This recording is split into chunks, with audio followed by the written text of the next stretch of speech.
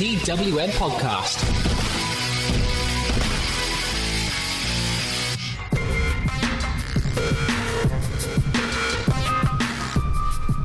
TakeOver Trees is just 4 days away. No one panic, but the best show of the year is about to happen. Hello and welcome to episode number 19 of the Wednesday Night Wars podcast. And I've been meaning to talk to Matt about this because it's not really a war anymore. It's more just two incredible wrestling shows. I might just start calling it the Wednesday Night Wrestle Fest. You can't. It's name change. Only I can change podcast names, and I'm refusing to change yours out of spite. Joined us, well, not as always, because Brad's not here because we've had to record it early with Matt, who's told me off already. Yeah, hello. What's going on, you dicks? I'm here. Yeah, no, we had to because someone over here had decided to go get the coronavirus, and yes, I have a doctor's appointment later, so we have to do this early, and Brad's still at work. Yeah, and unfortunately, by next Wednesday, George will no longer be with us. He'll be he's not dying or anything. He's just been bought by WrestleTalk because they're buying every fucker at the moment. So he's myself and Adam Rompierre will end up doing a podcast together. Yeah.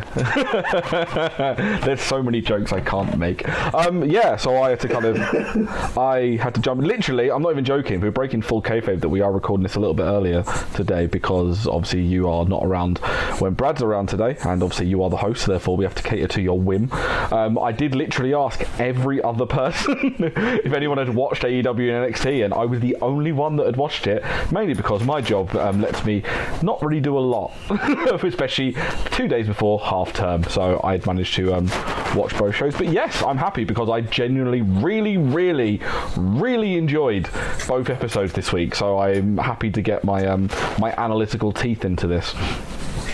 And we shall do that in a moment. Before we do, let's do the usual business spiel. You can subscribe to us on iTunes, Stitcher, Spotify, TuneIn, Acast, Podbean, and YouTube. We do have a YouTube channel. Hey. Matt told me off for this.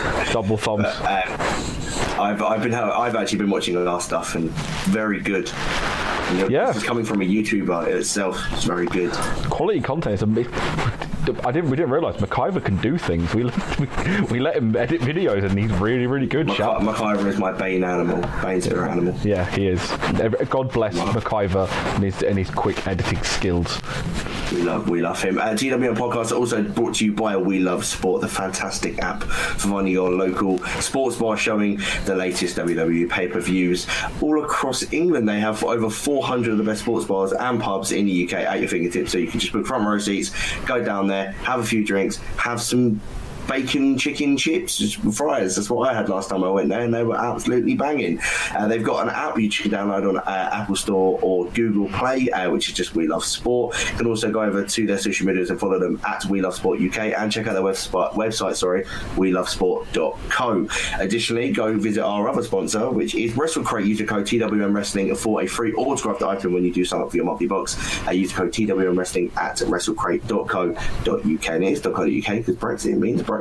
And let's go into NXT. The Bro-serweights are the best thing on TV. This was fucking gold. This was generally so good. This was some of the it's one of those things where you talk a lot. Apologies for moving about a lot. Well, you talk about WWE don't really do two things you complain about WWE not doing is they're not really doing any good narrative storyline world building stuff a lot of the time, whereas AEW are doing a fair bit of that at the moment, and also WWE are really ham-fisted with comedy.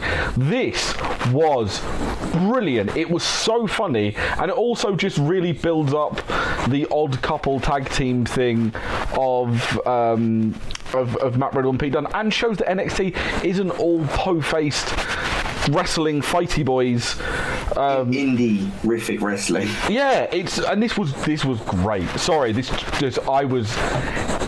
I want a whole thing of this. Can this be a network? Could Ride Along just be these two? Oh, that was so good. Just these two. This more or less happened throughout the show. Yeah. And the whole thing of it was they need to find a way to take over Portland. I don't know why. I don't know why they can't just go normally. but they want to take their third friend with them, which is the trophy. Well, that's why they can't get they can't get it on the trophy. They can't get the trophy onto a plane, even though the end of it kind of negates that bit. But still, what upsets me is they didn't just think, oh, we'll go in the golf cart. I generally thought at the beginning, part of me was like, I hope they are just going to drive the entirety in that golf cart, or it runs out halfway because it runs out of battery. But it was, this was all great. Yeah, they did start off with a road trip. They were driving a Ford Mustang convertible, very, very nice, crisp car, and they just sort of sped it up. Matt was driving, then they switched, and then Pete was driving, and because Pete's English, Pete was driving on the wrong side of the road. This bit killed me. He crashed. This bit killed me, where he's like, "Whoa, bros, if we're not driving in foggy London town." Pete looks and goes, "I'm not even from London." He's like, it's the fact that Pete's not acting; he's just talking normally. Pete is just deadpan of, oh, I'm so sick of you already. Whereas Matt Riddle's gone full Bill from Bill and Ted. It's so good. All Matt Riddle recently reminds me of is Steve-O. The way he talks and the way he looks, he's just so relaxed. I'm like, someone's going to tell him to jump off a roof in a minute. He's going to do it. I'm pretty sure Jim Smallman did describe Matt Riddle as Bill and Ted in one person, and it is so accurate in this. So it is so good.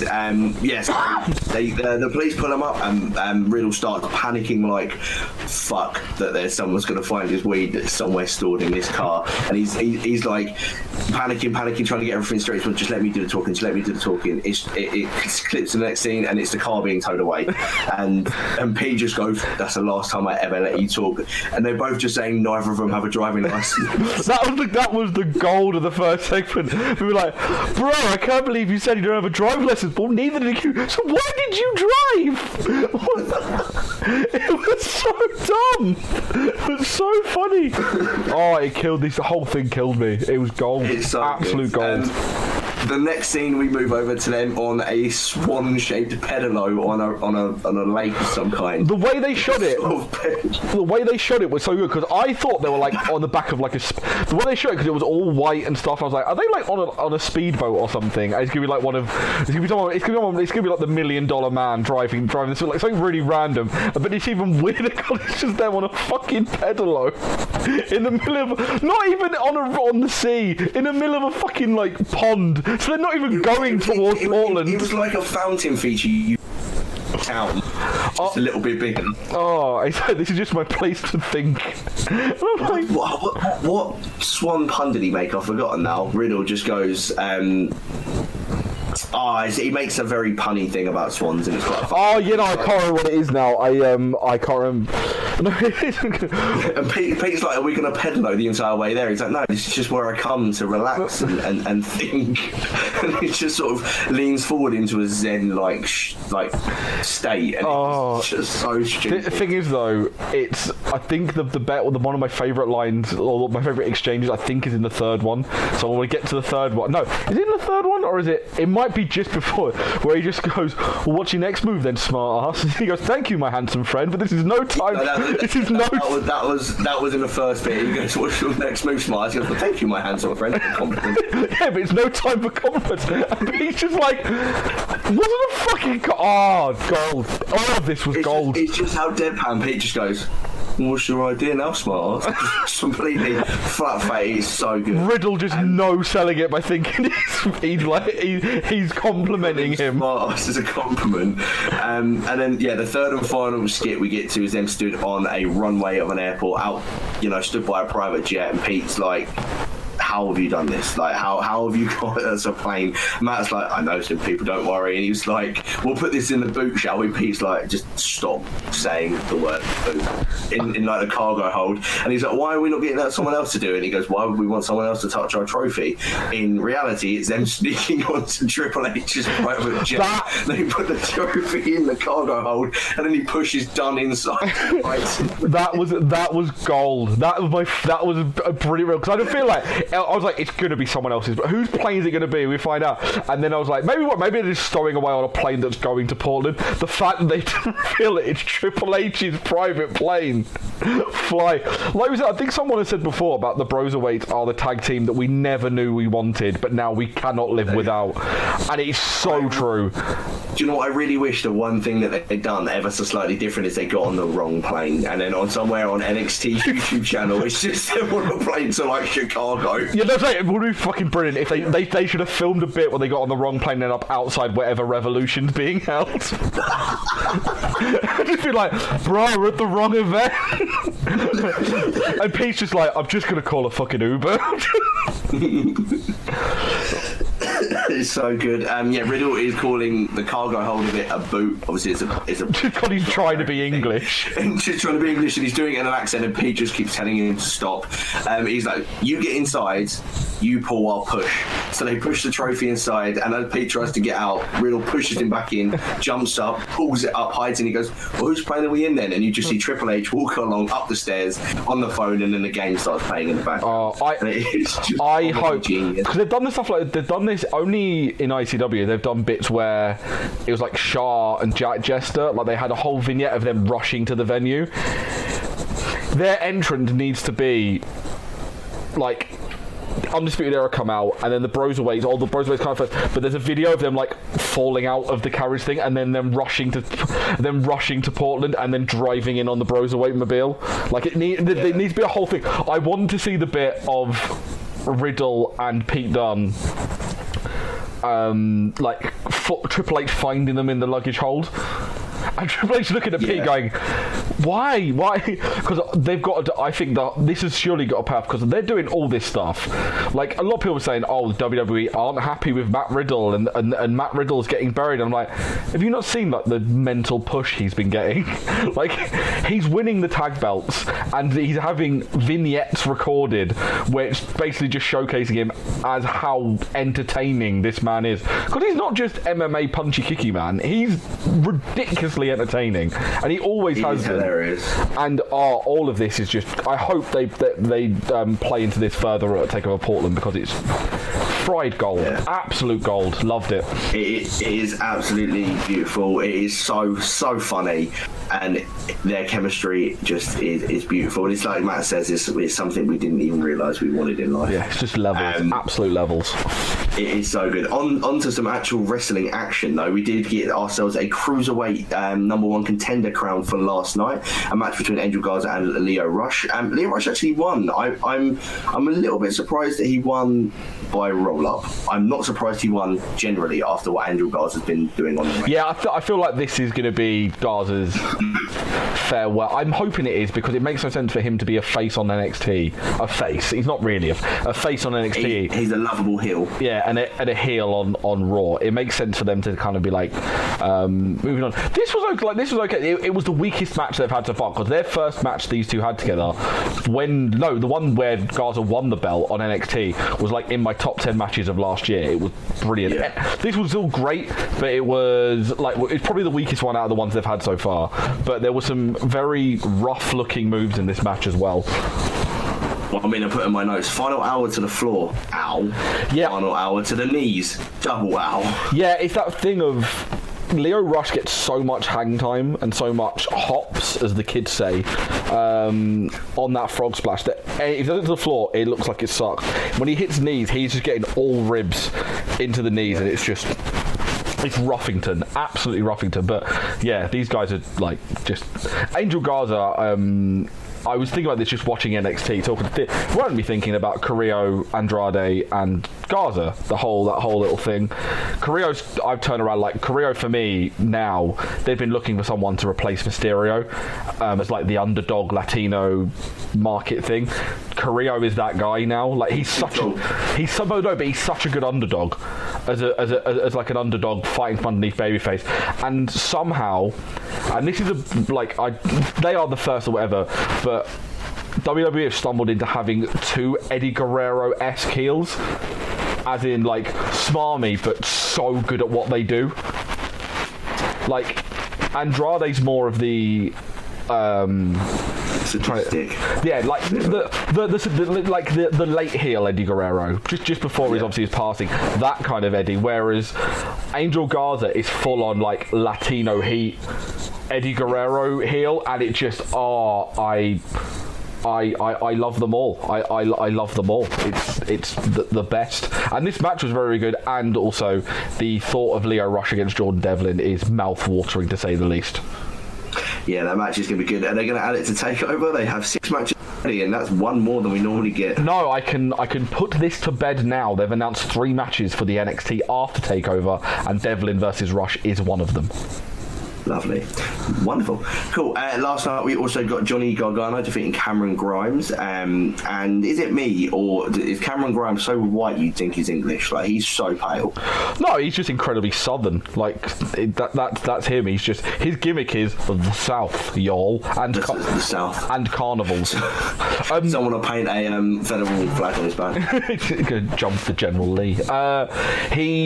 This was probably my favourite match of the entire night. Yeah, it was a great match. Really good match. I'm a big believer in Cameron Grimes. In his previous name of Trevor Lee, he's always been one of my favourites, and Gargano's just Gargano, like unspeakably good. Did he? Gargano also crushed his hat. I missed that. That's a heinous crime against nature. How dare he? He crushed his hat. But like, what a rub for Keith Lee and Dominik Dijakovic to get. There was a video package of Mark Henry just hyping the pair. This was so good. Like, so good. The video packages on this show were just chef's kiss. Love it all. A million chef's kisses for the video packages on this show.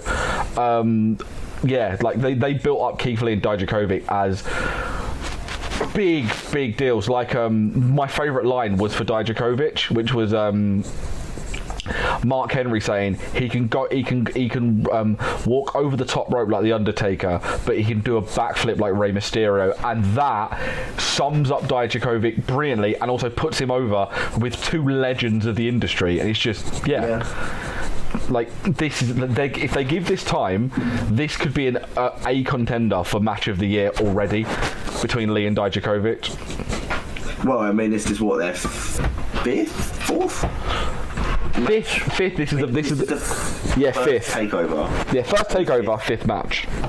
Yeah, so they're going to do something ridiculous because they're going to have their PWG match, which was just another level of good. So. Yeah, we got some more Velveteen Dream shenanigans. Obviously, with the attack from Undisputed Era onto Ciampa last week and their absolute hunt down for him, Roderick Strong pissed off Bronson Reed, and Adam Cole pissed off Kushida, so they were both made in singles matches.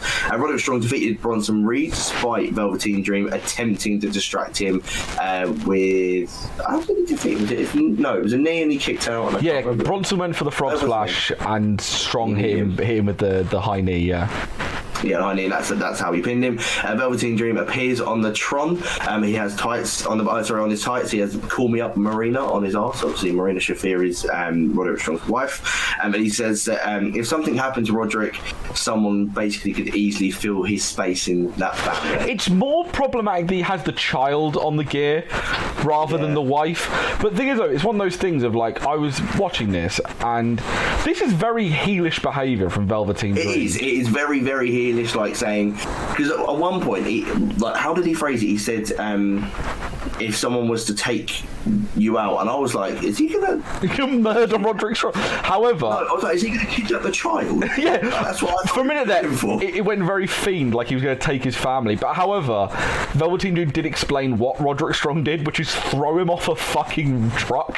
So it kind of like, I feel like they need to hammer that home a bit more and be like, well, he's like going after his family, but keep in mind, Roderick Strong tried to kill the Velveteen Dream, like murder him, as in do what New Jack did to Vic Grimes and throw him off something. Like they kind of underplayed it, like going, oh, mind game Von Chuma. No, yeah, they really did. Roddy tried to kill him.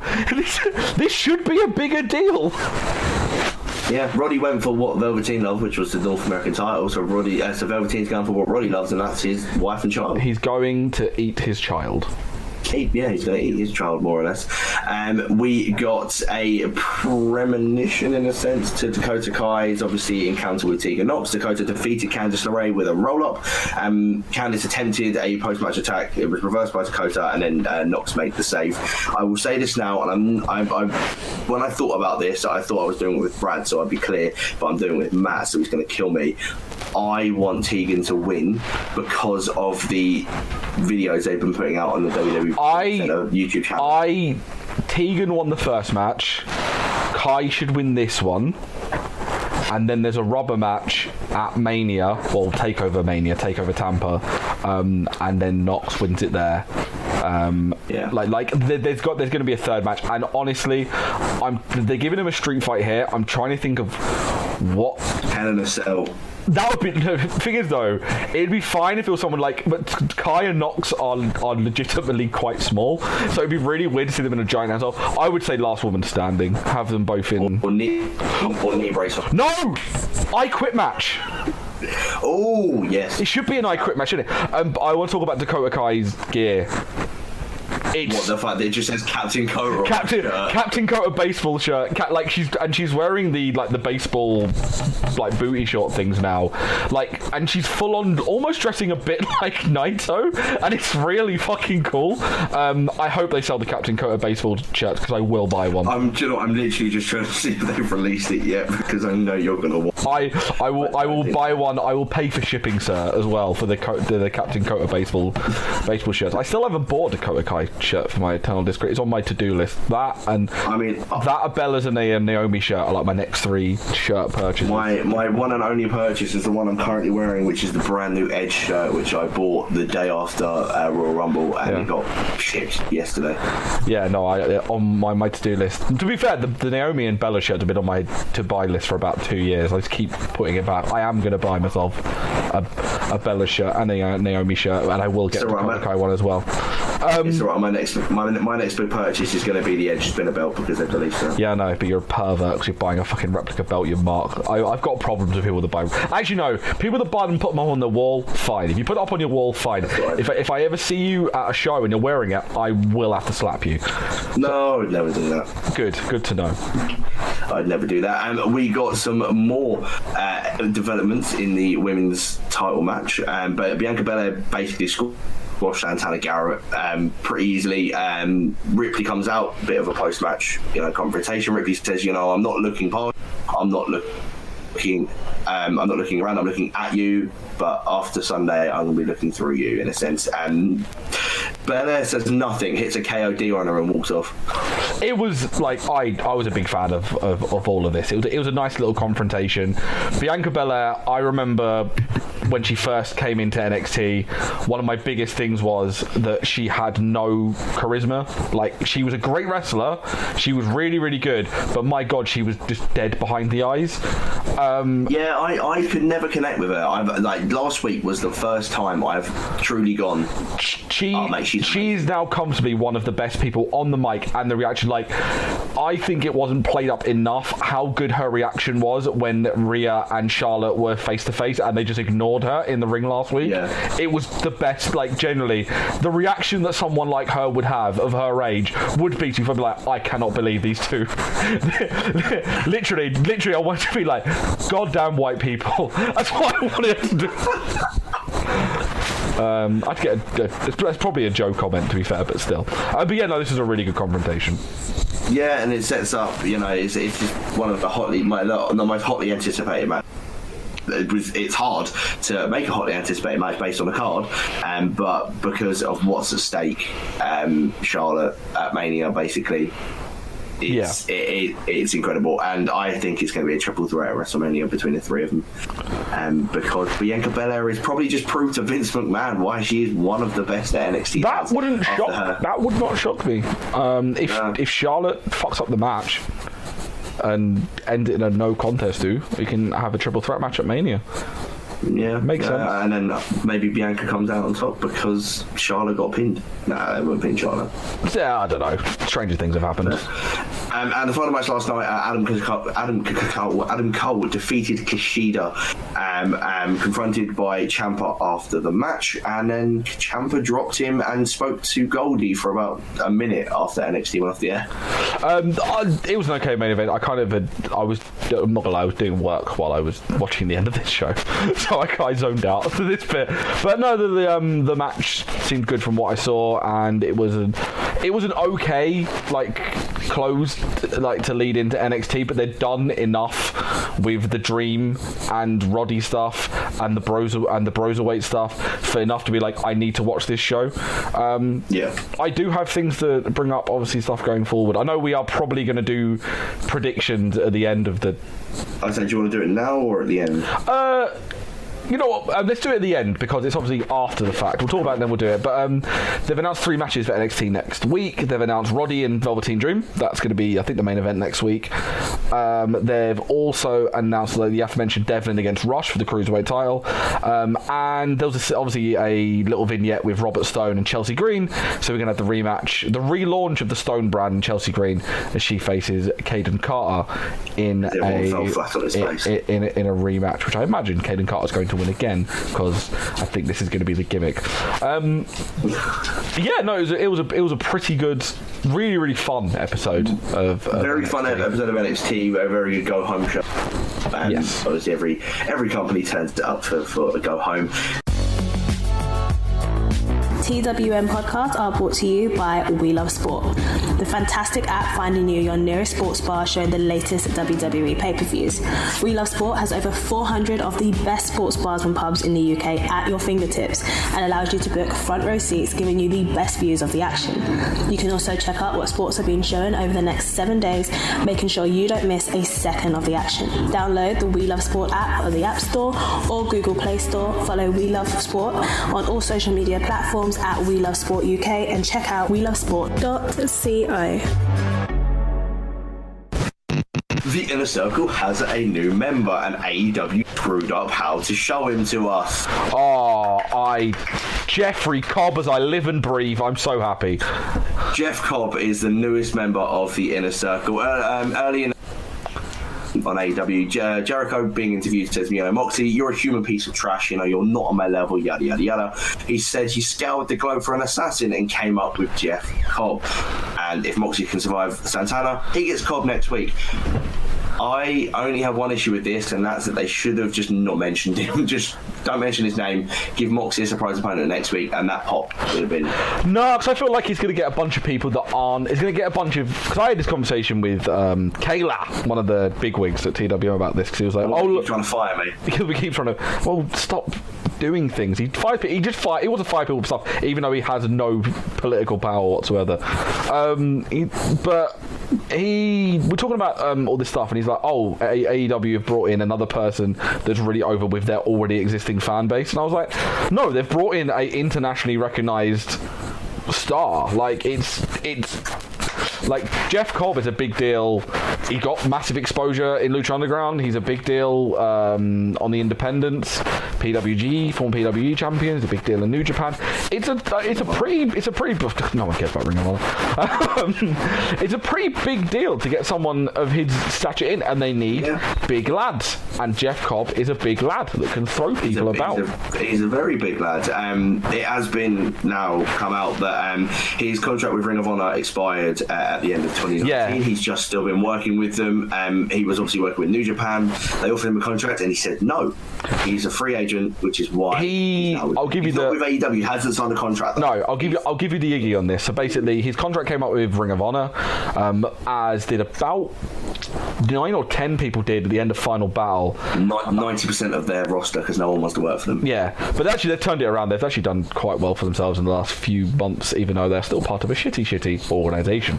And a lot of people have just gone, I'll stay, but I'm doing a pay-per-appearance deal rather than signing an exclusive contract because they want to see their options. For me, this is very much similar to a Big Swole or a Chris Statlander. There was a male one as well that impressed and ended up getting signed straight away. I can't remember who it would be off the top of my head. However, I imagine he's going to have a really, really good match because it's Jeff Cobb, and it will be a really, really good match regardless. And then he'll sign a deal with AEW. Yeah, more than likely. Obviously, as you can tell, as we're talking about it, defeated Santana. Literally the second the bell rang, the Inner Circle just mobbed him.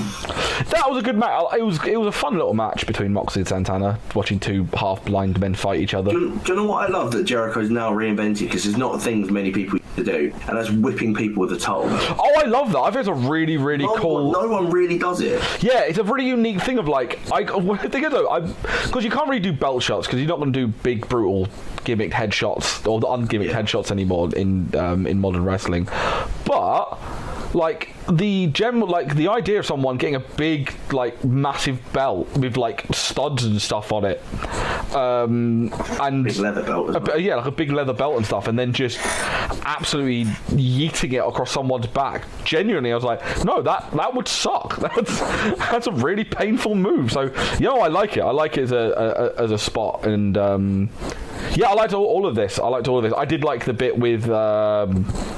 My mind's gone blank now. I can't believe the bit where Santana's pushing Moxley's head towards the stairs with the thing where he's trying to blind him in the other eye. Yeah, it was just brutal. Just lots of eye things, isn't there? And there's two things in life that make me cringe, and that's watching, and that's things to do with legs. If you haven't seen Birds of Prey, in the new Harley Quinn film, there's a scene in that proper made me wince. Well, I'm not watching that then, because I don't fucking like any things with bones breaking or. Oh no, it's nothing. No. It's not like that severe. And then eyes as well. Things that are just it makes me cringe a little bit. It's just. Yeah, it's yeah. So Moxley won.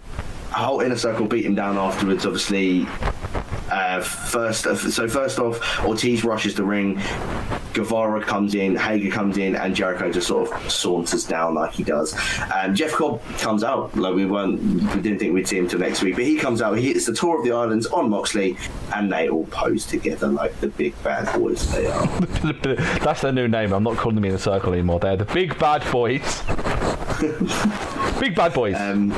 Yeah, exactly. We had two title matches last on AEW. The first one was the women's title match, and we have a new women's champion in Nyla Rose. She defeated Riho.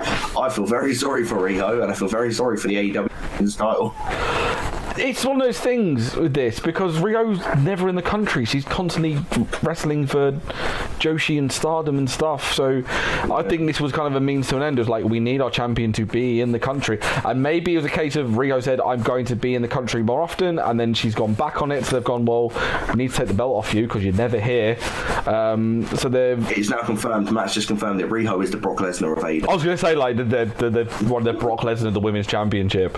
So they're giving the belt to someone who's got themselves really, really over. And I like this storyline of Nyla Rose basically being the big bad of everyone's like, well, you got suspended for being really aggressive, and now you're the champion, and no one wants you to be the champion. And that whole spot, I don't know if it was on TV. I think this is, you're going to get onto this, that it was on during the commercial break. Nyla's post-match celebration had been like, well, where's my bubbly? Where's my strawberries? Why is no one celebrating me? And Kenny Omega's downtrodden because he's basically the man who helps run the women's division, and he is the least likely person I think would run the women's division. Well, no, he's I don't think mainly because he spent most of his career in mixed tags when he was in Japan. He him and Riho were his tag partners. He teamed with other females in DDT. Him and Asuka used to team in DDT as well back in the day. Little fun fact for everyone. It's obviously because with Japan, obviously men and women's promotions are pretty separate. So it's Kenny Omega was the king of Japan at one point. But DDT is very in agenda. So that's why I think come to us, and that's obviously where you see Nyla Rose as well in the old in Japan and stuff. I'm really happy with Nyla Rose being the champion. I'm pretty cool with that as well. Jim Ross made a slip up, but we can forgive him for that one. But I don't think it was. Are you talking about him saying the King of the Mountain thing? Yeah. That wasn't a slip up. That's just a turn of phrase. Yeah, that's what I mean. I think it was a slip up in terms of but had no intention of. Oh yeah, no, it wasn't him fucking up because he's old. That was him using a turn of phrase and probably not being the best turn of phrase to use. So I hope no one's like, oh, it's because she's transgender. He said King of the Mountain, that's offensive. No, he said it because King of the Mountain is a literal phrase, and it worked. And if he changed it, it would have sounded like he was backpedaling and stuff, and he didn't need to backpedal. It was all perfectly fine. I did love the spot where Nyla set up the table, and because Riho literally is so tiny, she ran up and did a drop kick on the table to drop kick Nyla Rose. Was a really, really cool spot. And also Excalibur shouted at I am the table as well, which popped me massively. So yeah, as Matt said, the post-match celebration and a promo were both missed to the fans because of a commercial break. Did AEW hire Kevin Dunn? Oh, just the fact that TNT seems to go, well, we need all these ad breaks. That's why you should always watch it on Fight TV. Fight TV, our friends at Fight, always watch AEW on Fight TV because you get to see all the stuff in between as well. So you do. There was a scene behind it. I can't remember who it was now. It might have been Giovanni. It might have been someone else saying these are all your competitors in the women's division. You just got Leva Bates in the middle. Leva Bates just waving and trying to get a high five. Like, why is no one celebrating with me? They're all standing there looking down, trodden and stuff. And the first one, Bob Octo, was Big Swole, so I'm hoping we're going to get Swole versus Nyla Rose that'd be a good match. Going forward. Good first match. Yeah, the whole Riho thing's a shame because it wasn't that she was barely used, but they didn't. When she was there, they didn't use her in the right way. They seemed to put her over massive, and she's over with the crowd. Like, she was really over, and they seem to kind of just go, well, go do all your Japan stuff, and we'll use you when you're about, rather than being like, we need you to be front and center. Yeah. Stay here. They seem to push over. They seem to be pushing Hikaru Shida more than they push Riho. So maybe Shida was meant to be the big deal, and Shida couldn't be over here at the time. So maybe she was the second choice. But it was, yeah, it's a shame for Riho. So hopefully she's back more often because Rio's very, very good and very, very fun to watch. But it was the right choice for now. Yeah, it was, and obviously within the last week we've had two brilliant things happen for the women's division. The Nightmare Collective is over, and the women's champion is going to be on TV probably weekly. I love that they just explained that, going, yeah, no, it didn't. Apparently just for the review went, no, it didn't work out the way I planned, so we just killed it. Yeah, it was shit. It's awful. It seemed like it was meant to base around Kong wrestling, and then Kong couldn't wrestle. So they just decided to call the whole thing off. Yeah, the other title match we got last night was TU. Paige and Omega won. They had no quabbles, no issues. They just went their separate ways at the end of the match. One went one way, one went the other. The funniest thing was their nameplate at the beginning said day sober, Kenny Omega 12,000 and something, Adam Page 0. Oh, that made me laugh. That was very, very funny. I do like the little Page thing. My favourite one so far is still Hangman Page having anxious millennial cowboy as one of his. Doesn't make any sense, but really, really funny at the same time. Adam Page is slowly one of my favourite things on this show. Anything he does. I have a spicy take to throw your way once we talk about the Dark Order. So, Phil, when we bring up the Dark Order, I've got a spicy take for you. Yeah, no, that's fine. All I was going to say before was, how is Kenny Omega 12,000 days? Because he doesn't drink. Literally, that's it. Him and the Bucks. I didn't realise he was teetotal. Yeah, him and the Bucks are teetotal. I think the Bucks. I can't imagine the Bucks are. No, the Bucks are good. The Bucks are like Christian boys. They've never drunk a day in their life, I don't think. Well, it's only because Papa Buck looks like he drinks constantly. That may be why. I don't know why. But no, the Bucks are like teetotal and like... That's why they don't swear. If you ever hear promos, the Bucks never swear. Because they say like effing and mother effing. Because they are like, honestly, like... They're like Rod... They're Rod and Todd Flanders.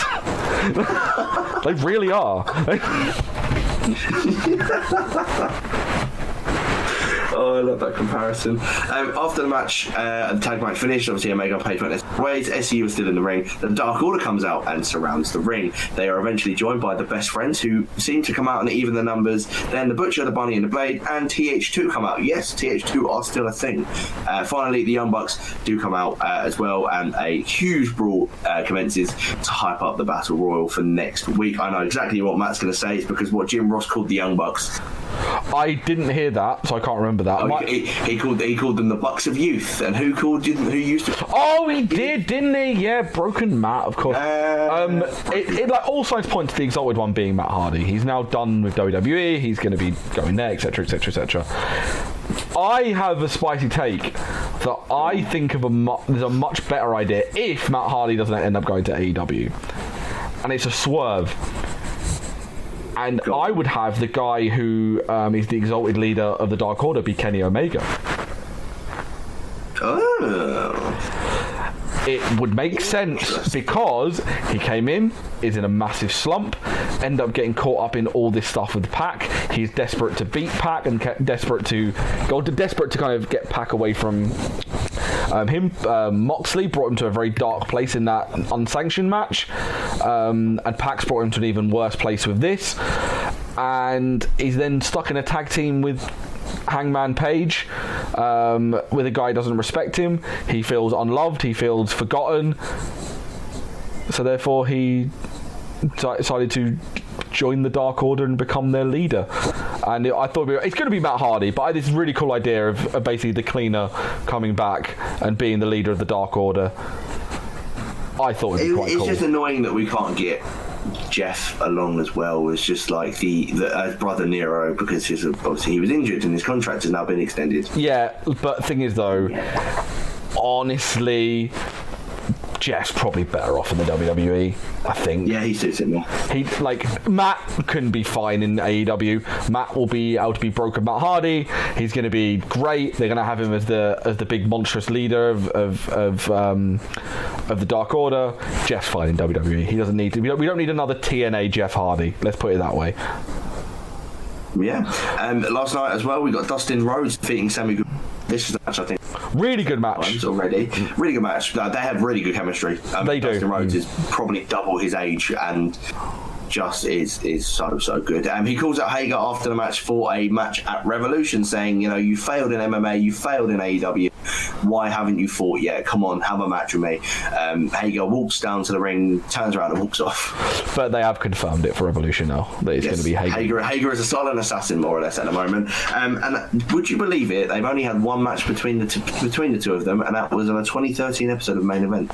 I generally thought it was going to be WWE CW. No, it was Main Event in 2013. Goldust against Jack Swagger when he was We the People. Rhodes versus Hager is gonna be real. It's gonna be because Dustin Rhodes has been great hanging with the kids, doing all the hit. He's like the cool uncle, isn't it? Yeah, he's been hitting his Canadian destroyers and his Yoshi tonics, but him and Hager are gonna batter the shit out of each other, and it's gonna be great. And I hope Hager goes more MMA based. I'm hoping he's gonna be in the fight shorts rather than a singlet. I want him to basically be full MMA, or just wrestling his lovely polos, his lovely polo top. He's top man. Yeah, he's top man 2005 special. Yep, that's I like that. I've just also had a look. Sammy confirmed for AEW Revolution, and that is against Darby Allin, which is a bit random. What have they confirmed the Darby Allin Guevara match now? Yeah, so Guevara and Allin, Hager and Rhodes, Page and Omega against the winner of the Battle Royal, and then Moxley and Jericho. So they've confirmed that. Last night we got more Britt Baker being a dick to Tony Giovanni. She's so good on the microphone now. So good. As the heel. She's not a face. Her boyfriend is one of the best heels in the business. She is as well. She just phoned Adam Cole and was like, "How do I get people to hate me?" just like I did. Just be a dentist. Someone made a good point online. I think I mentioned you sometimes why was Britt Baker ever a heel, ever a face? When are dentists ever good people? And I was like, yeah, you're right. Whoever is happy to go to the dentist. Yeah, so it makes perfect sense for her to be a heel, and also her reasoning for breaking Yuka Sakazaki's teeth. I could see that there was decay, so I did it in Extraction for free because I'm a good person. Was just I loved it, absolutely loved it, the best. And then finally last night, MJF Jungle Boy and Wardlow hitting off F5 on Jungle Boy post-match, comes down the rest of the Jurassic Express to sort of just shoo off the heels. I hope that the F5's not Wardlow's finish, because everyone's just going to call him a shitty Brock Lesnar. He's a big hench guy that does an F5. No, don't do that. Don't be that guy, Wardlow. Do something else. Do a different move, please, Wardlow. Thank you. And obviously for next week, we've got, I'm just having a look at for next week's Battle Royale, we've got Best Friends, Chuck Taylor and Trent, The Butcher and The Blade, The Dark Order being represented by Alex Reynolds and John Silver, so no Evil Uno or Stu. I don't know why. Well, no, they'll be in it. I imagine they'll be in it. No, they're not. They're not listed to be in it. TH2, Jungle Express, which is Jungle Boy and Luchasaurus, Private Party, Proud and Powerful, SoCal Uncensored, Strong Hearts, the Seema and T-Hawk, and the Young Bucks. Hey, I generally forgot the Seema and I forgot the Strong Hearts were part of AEW. I'm not gonna lie, and they'll be. I imagine the Dark Order will be added into it. Like the phrase "card subject to change" comes to mind. Who do you think is gonna win Battle Royal? There's 10 teams, so I think they won't add any more to that. I'm gonna go. Oh, there's no Lucha Bros in here either. Yeah, I don't know. Actually, I'm gonna. But well, they just lost to Omega and Page, didn't they? Did they? No, Omega and Page beat them in a 6-man. They beat them. I don't know then. There's going to be more. I reckon it's going to be 15 teams. It's going to be like a 30-man battle royal. So yeah, I'm gonna go for The Butcher and the Blade. I'm going for Butcher and Blade as well. I reckon it'll be down to the Bucks and Butcher and Blade. Everyone's going to think they're going to do Bucks versus Omega and Page for the belts. And I reckon Butcher and Blade are going to win. And we'll probably get Page maybe turn on Omega, and we have the Butcher and the Blade win the belts. Maybe. Or if it's the way it is and Matt's thing is real and it's not Matt Hardy, then Dark Order, and then that's when Omega turns. Because everyone's expecting it to be Page. What a swerve. I like that. There we go. We just built Revolution for you, AEW. You're welcome. Problem solved.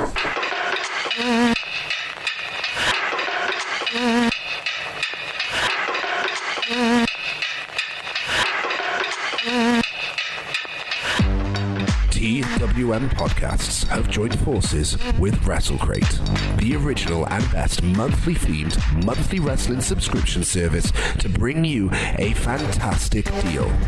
Now, if you use the code TWM Wrestling when you sign up to a monthly subscription at WrestleCrate.co.uk, you will receive a free autographed item inside your first crate. Now, WrestleCrate brings you the best swag from the biggest companies and names in the wrestling world. We're talking t-shirts, photos, pins, DVDs, vinyl figures, and loads more from WWE, Progress, Shakara, NXT, Fight Club Pro, and loads more. That's WrestleCrate.co.uk and use the code TWM Wrestling for a free autographed item, all thanks to WrestleCrate and TWM.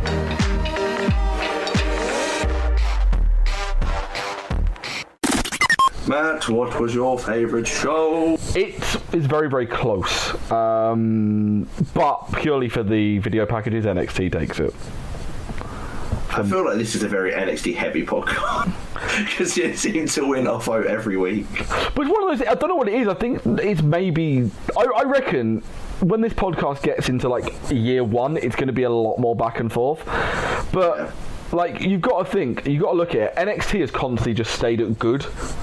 It's not gone up or down, whereas AEW is on that slow trajectory up. But then again, what do we know? AEW's trashing NXT in the ratings every fucking week now. So yeah, about like 200,000 most of the time. It's weird because every show's been good. It's never been one show's been objectively awful.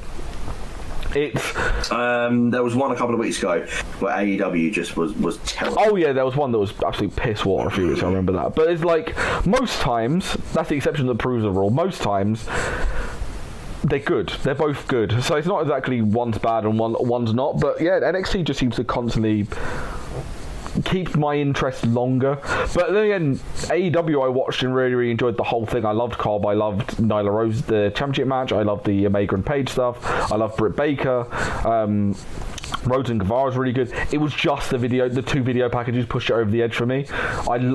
It was, if they had a really funny if they'd had some like good narrative stuff on AEW probably would have won this week. But that Bro-serweights thing is just too good to not give NXT the dub. Basically, if AEW had their own version of Matt Riddle, I think they'd win.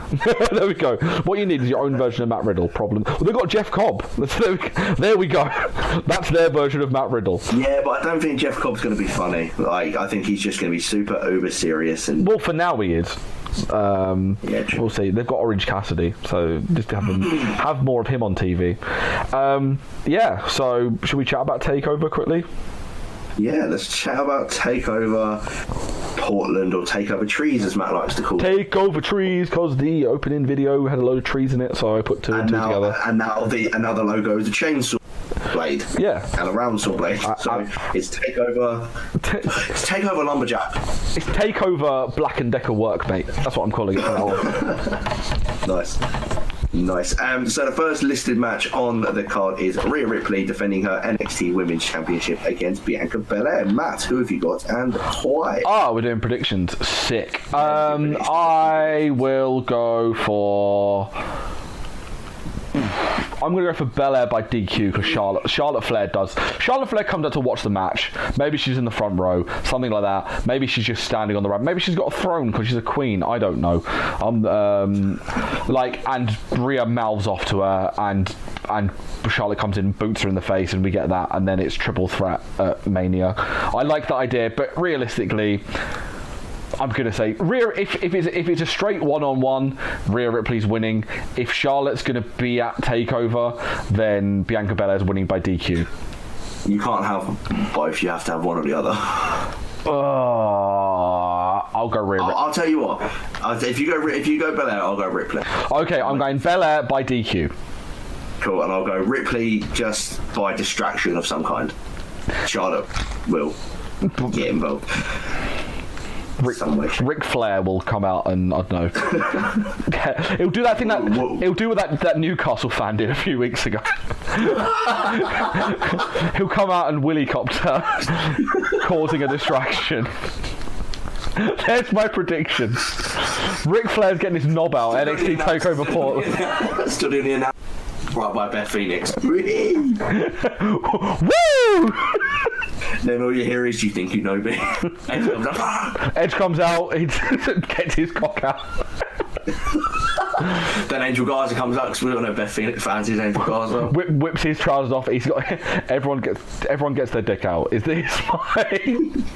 my plan? Yeah, no. Of all the matches, I said this is the women's title match. I want it to happen every. Right, this is my prediction. Every match, a penis will be seen. Right. Second match on the card that's listed: Finn Balor versus Johnny Gargano. I've just got away from penises. Now we're talking about Finn Balor.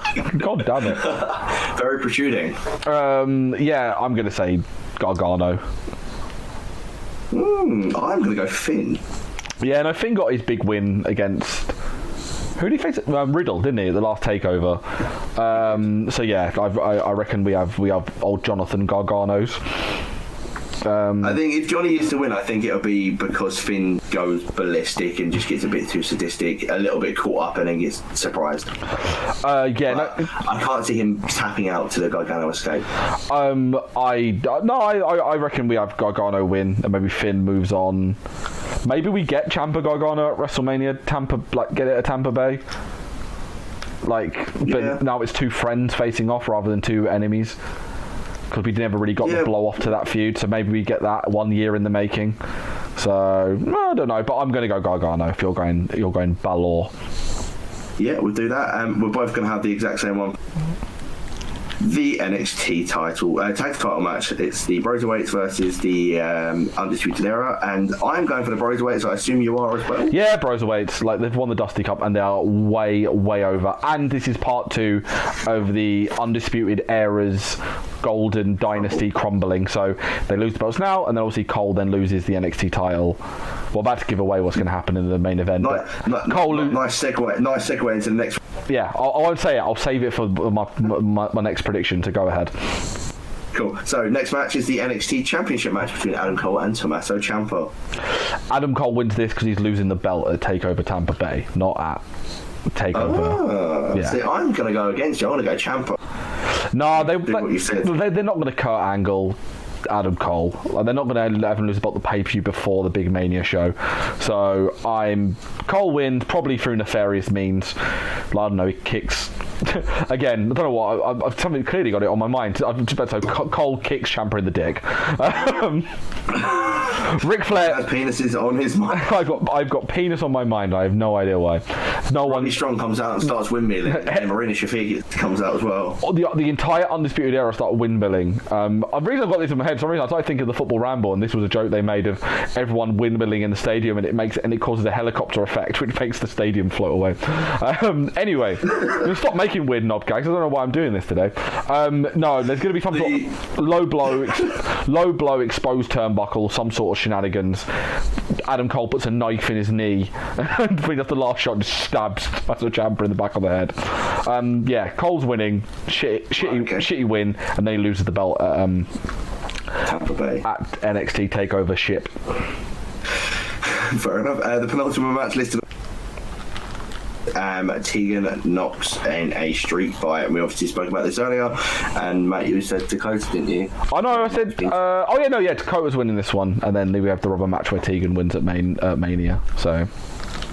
And as much as I really would like Tegan for that video, I do sets up rubber match, so I'm also going to see Dakota Kai. The final match is Keith Lee versus Dominik Dijakovic for the NXT North American title in the Battle of the Big Boys. You did this in the weird Wikipedia order, didn't you? Because we've done the NXT title match middle of the card, and then did Wikipedia do it how they adding the match in what order they're added on. Keith Lee. Bastion is scoring. Yeah, Keith Lee. He's not losing that title yet. It's too soon. No, it's going to be a tremendous match, but Keith Lee's winning that, no question. Yeah, right. There you go. We've got our predictions, or premonitions, as we like to call them. Matt has gone for Belair. He's got Gargano. I've gone for Balor. We've both gone for the Bro-serweights. He's gone for Cole. I've gone for Ciampa. We've both gone for Captain Kota, and we've both also gone for Keith Lee. I will probably get Brad's predictions as well, and we'll make it a fun triple threat match. If I win this, I'm calling this my claim for a title shot against Shirley. If I don't win this, then if I don't win this, then it doesn't count. Yeah, no, that's fine.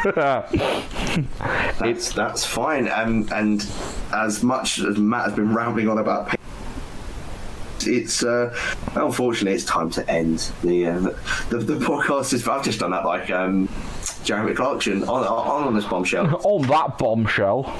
On that bombshell. It's time to end. Do head over to at TWM Wrestle on Twitter, Facebook and Instagram. Subscribe to us on iTunes, Stitcher, Spotify, TuneIn, Acast, Podbean and Youtube. Head over to Google Play or Apple Play, whichever one you've got, and download the We Love Sport app to get your access to local bars, drinking and wrestling. And local bars and drinkings. Yes, and wrestling. And head over to WrestleCrate.co.uk and subscribe to their Wrestle Crates. Very good price, and I've got one coming at some point this month whenever the new ones come. I don't actually know. Use code TWM Wrestling for a free autographed item, and if you're very lovely, me and Matt might autograph something for you as well. Head over to twm.news. I did not consent to that. you can ask me, and I'll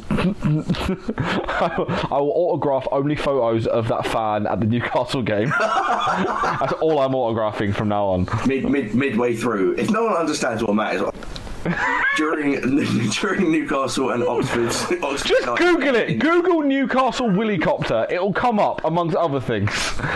It is the weirdest reaction I've ever seen to a goal in 100 whatever it was a minute. Head over to twm.news right now and read for yourself some articles. We've got some great ones that went up throughout the week. We had Looking at the Road to WrestleMania 26 by James. We had Victoria's article, which I was really jealous of when Matt dished them out. It was most shocking returns from injuries. That was a really cool idea from Victoria.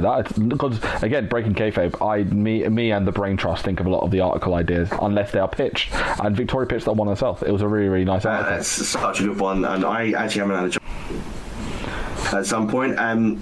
We got an article by Reese about Timothy Thatcher's matches. You can see it for free right now. We got what happened to the Iconics, which has literally just gone up as we've been doing this. Yes, Harsh's debut article, Harsh Malasef's debut article for TWM. It is very, very good. Go and check it out. Because everyone loves the Iconics. And in the next couple of days, you'll see articles from Thomas about underrated ruthless aggression wrestlers. You'll see myself and Shirley with a Valentine's themed articles going up tomorrow. Mine is the best on-screen wrestling couples, and Shirley's is the wrestling's weirdest romantic angles. And if you haven't seen on Twitter, Richard going ballistic at me because I didn't put Triple H and Stephanie in it. Yeah, it's just too obvious. You're going to get so much shit for not putting Triple H. It's just too much, too obvious, and I wanted to give something. All I'm going to say is I'm not going to give it away. There is an omission and an addition in this that is tantamount to that time where Schmitty, formerly of this parish, didn't put Okada in his top 10 wrestlers of the year, but did put Enzo Amore. It's up there with. Oh, God, I know exactly which one you're on about. It's up there with that incident. Yeah, and then on Saturday we've got British wrestlers to watch in Daniel and NXT TakeOver predictions from Shalene. Yes, lots going on. Lots of things, lots going on. And we're covering TakeOver on Sunday. We'll be. Yes, who is live tweeting it? I don't know at the moment. I'm not sure. Someone offered. It might be someone offered, but it might be me because I'm off. So it was Paige. Paige said probably can live tweet. I love we're just going through the work chat now and telling everyone. No, I said that I might do it. I may be awake. I'm not sure yet. But yeah. Also, we'll be doing loads of stuff going up to Mania. We've got loads of big things planned, live stuff and podcasty stuff and other things as well. So please keep an eye on all of our social media platforms. Thank you, please. Matt, what a segue. What is your social media? It's at MattyID. You follow me for stuff. You probably follow me tomorrow because I'll be probably tweeting me and kind of side part of this podcast, Drunk Emily, as we are dicking about a Rev Pro tomorrow. So if you're Rev Pro, come say we didn't find her a date. No, we haven't. I do need to do the Grab Charrette, but now instead of hanging out on mine, we're going straight to the show and immediately drinking. So I don't know whether we're going to record anything tomorrow. But yeah, no, so we'll be at Rev Pro. So if you're there, come and say hi. If not, just follow me on Twitter and you'll see photos of me dicking about in Wetherspoon before I go to the show. Mega thumbs up. I was meant to be going, but then I realised I have no one to go with, so Well, it's almost as if I'm fucking there, dickhead. Yeah, but you're with your friend. Yeah, but it's wrestling. We're all friends, apart from the times when we're not. Yeah, that's a fair point. That's a fair point. You can follow me on Twitter. George Geal, and I've forgotten my own Twitter. I've actually forgotten my Twitter. George __ yeah, I know it, and then your Instagram is at George _Geal _95, I think. _95 _Willycopter. And also, please, I'm going to get. Because he tried to pimp me and Emily out a couple of days ago. It's Richard Hughes, but with a 1 instead of an I. He tried to pimp me out. Go look at his likes. He's a strange man. Very strange man. Wrestling fun. Yay. Love you all. Bye.